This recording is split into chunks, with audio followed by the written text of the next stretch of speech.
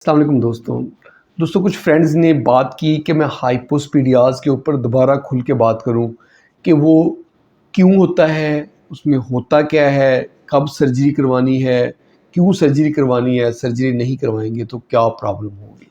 तो मैं डिटेल से हाइपोस्पीडियाज़ के ऊपर बात करूंगा कि जब पेशाब का रास्ता अपनी जगह पे ना हो, पेशाब का रास्ता एंड पे होने की बजाय नीचे की तरफ यहाँ पे यहाँ या और पीछे टेस्टिस के नीचे या टेस्टिस से भी पीछे जहाँ पोटी वाला रास्ता होता है बिल्कुल उसके पास हो, इस कंडीशन में कोई भी कंडीशन हो तो हाइपोस्पीडियाज़ होता है, यानी कि पेशाब का रास्ता अपनी जगह पे नहीं है, नीचे है।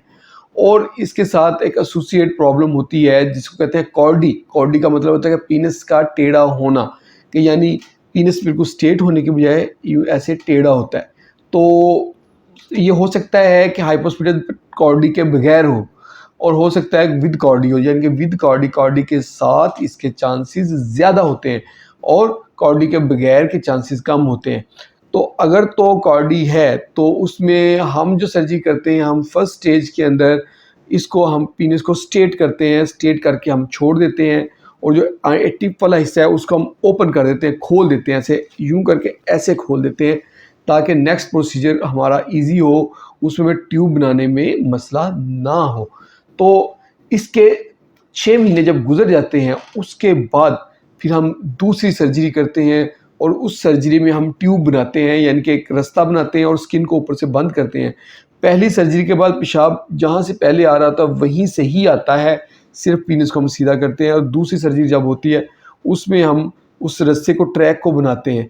जब हम ट्रैक बना देते हैं, पेशाब का रास्ता आगे ले आते हैं, तो यूजुअली हमारी रूटीन होती है कि हम 12 दिन बाद नाली निकाल देते हैं और 5 दिन के बाद पहली पट्टी करते हैं, फिर हम रोज़ाना पट्टियाँ करते हैं। ये पट्टियाँ करते हुए या उसके बाद जब हम देखते हैं कि कुछ मरीज़ों में नाली पूरी नहीं बनती, कोई ना कोई सुराख बीच में रह जाता है जिसको यूसी फिस्टुला कहते हैं। तो अगर ये सुराख रह जाए तो 6 महीने के बाद हमने दोबारा एक सर्जरी करनी होती है जिसमें इस सुराख को बंद करना होता है। तो इस तरह ये 3 सर्जरीज़ में ये काम मुकम्मल हो जाता है। तो कुछ दोस्त पूछते हैं कि ये क्यों होता है? यूजुअली ये माँ के पेट के अंदर जब बच्चा होता है तो उसके जो पीनस की डेवलपमेंट हो रही होती है उसके अंदर जेनेटिकल प्रॉब्लम्स होते हैं, कुछ चीज़ों की डेफिशिएंसी होती है, कुछ जीन्स की, जिसकी वजह से ये डेफिशिएंट रह जाता है, ग्रो नहीं करता। या फिर सम टाइम कुछ बच्चे ऐसे भी होते हैं जिनमें एंड्रोजन हार्मोन जो है उसकी डेफिशिएंसी हो, उसकी वजह से भी हो सकता है, लेकिन ये लाजमी नहीं है। एंड्रोजन की डेफिशिएंसी जिनको होता है उनको बहुत ज़्यादा सीवियर किस्म का होता है, उनके टेस्टिस भी सम टाइम ऊपर से नीचे नहीं आते और पीनस का साइज़ बहुत छोटा होता है और पेरिनियल यानी कि पोटी वाले रस्से के बिल्कुल पास सुराख होता है और जो है ना उनकी जो विजिबिलिटी है बिल्कुल फीमेल की तरह मिलती जुलती नज़र आ रही होती है। और ये तो होगी इसकी वजह। और कुछ दोस्त पूछते हैं कि इसकी अगर सर्जरी ना करें तो क्या मसला होगा। देखें, अगर कोई बंदा सर्जरी नहीं करवाता उसको पेशाब करने में तो मसला नहीं होगा, पेशाब तो उसको आएगा, तो जो लेकिन उसका पेशाब उसके पैरों पे गिरेगा या बैक तरफ, पीछे की तरफ जाएगा। और दूसरा सबसे बड़ा नुकसान है कि अगर जब वो शादी करेगा तो शादी के बाद उसको बहुत सारे प्रॉब्लम्स होंगे। अगर विद कार्डी है तो फिर तो वो परफॉर्म ही नहीं कर पाएगा, अगर विदाउट कार्डी है तो उसको बच्चा पैदा करने में मसले मसाइल हो सकते हैं। जो बिल्कुल टर्मिनल एंड पे होता है, यानी कि उसको हम ग्लैनुलर कहते हैं या सब करोनल कहते हैं, तो एंड से थोड़ा सा नीचे करोना, यहाँ पे रिंग होता है, पीनस का जो हेड है उसका रिंग, उसको करोनल कहते हैं। इस लेवल का अगर सर्जरी नहीं भी करवाते तो उनमें प्रॉब्लम नहीं होती, कॉस्मेटिकली हम सर्जरी करते हैं।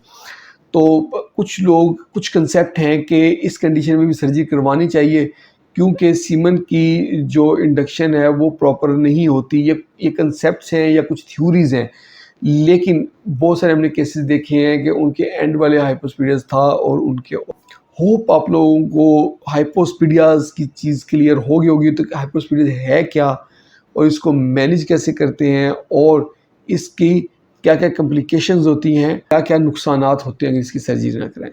होप आप लोगों को वीडियो पसंद आई है, अगर पसंद आई तो उसको लाइक कर दें और इसको शेयर करें अपने दोस्तों के साथ और हमारे चैनल को जल्दी से सब्सक्राइब करें।